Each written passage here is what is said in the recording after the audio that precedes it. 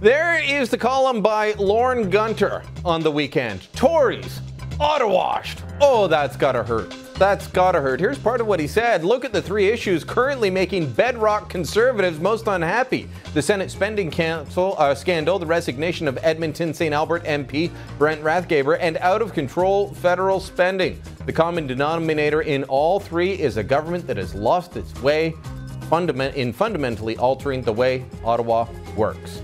Lorne Gunter joins me now from Edmonton. And Lorne, that's a term that the reformers used to throw around at progressive Conservatives, at Liberals, anybody that had been in Ottawa too long.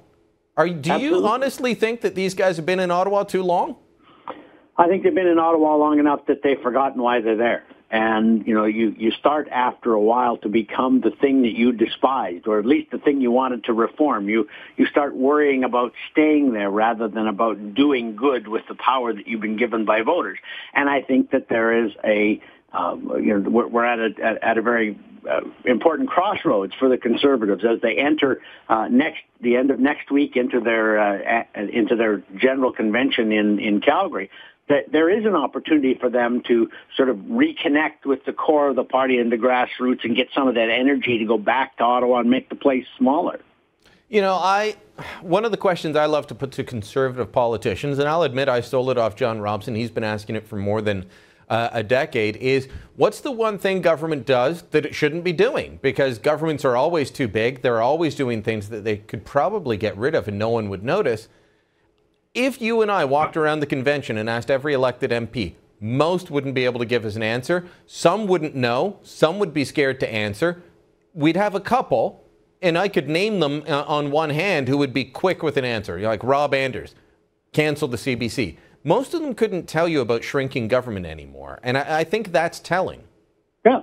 I mean, Rob's answer is always a good one. There's an easy way to save $1 billion. Now, Ottawa spends about $260 billion. That's way too much. Even if you cut $1 billion, it's not going to be a hiccup. But Rob's answer is good. A quick way to save $1 billion is to just sell off the CBC. When you look at the numbers of people who are watching it, they're way down. Almost nobody watches it anymore.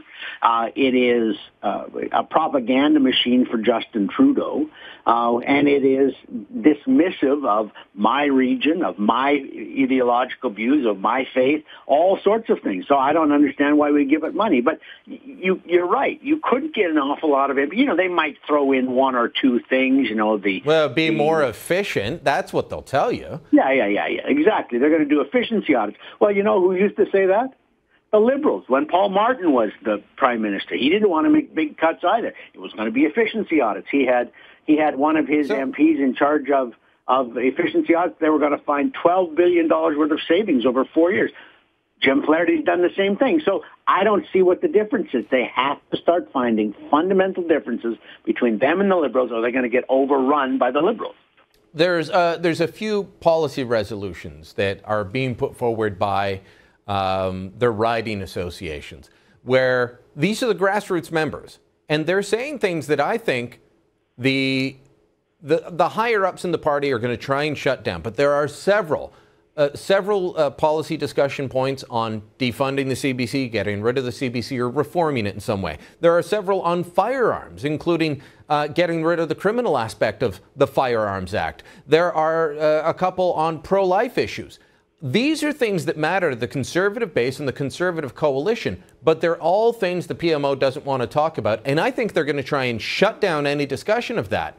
And if they do, and they don't find a core Conservative issue or group of issues to talk about, I think that they are going to drift for the next 2 years until the election and then get their butts handed to them because the base will stay home. That's the big problem, is will the base stay home? And so far they don't have any indication of that because they're not seeing it in the polls and they're not seeing it in fundraising. They haven't seen a decline in their donations of $1,000 or less, which is the real bellwether for political support. People are still giving them the money they've always been giving them, and until there's a little bit more stink from the base, they're not going to change much at the upper level. That's too harsh a criticism in some ways. I mean, when I called them Ottawashed on the weekend, I said they were in danger of becoming Ottawashed. This is still a better government than any other government we would get. This is a better government for Conservatives than the Mulroney government was. It's spending far too much money.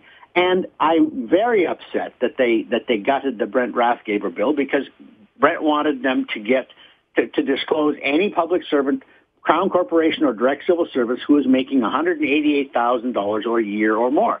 And of course, the clever way that the government gutted that was to say, well, anybody making $444,000 or more, which is the theoretical upper salary in the public service. So it meant there might be a handful of people we'd get to know about. Five. That might be would five. be it. Anyway, you and I are going to be talking lots about this at the convention. I'll be flying out to Calgary. You'll be driving down the highway. We'll meet there. Lots of great coverage. We'll have to leave it there, Lorne, but we'll pick it up next week. All right. Next week. If you want to read Lorne's full column, check out lillyspad.ca. We've got great columnists here. It's why we put them up for you. More to come.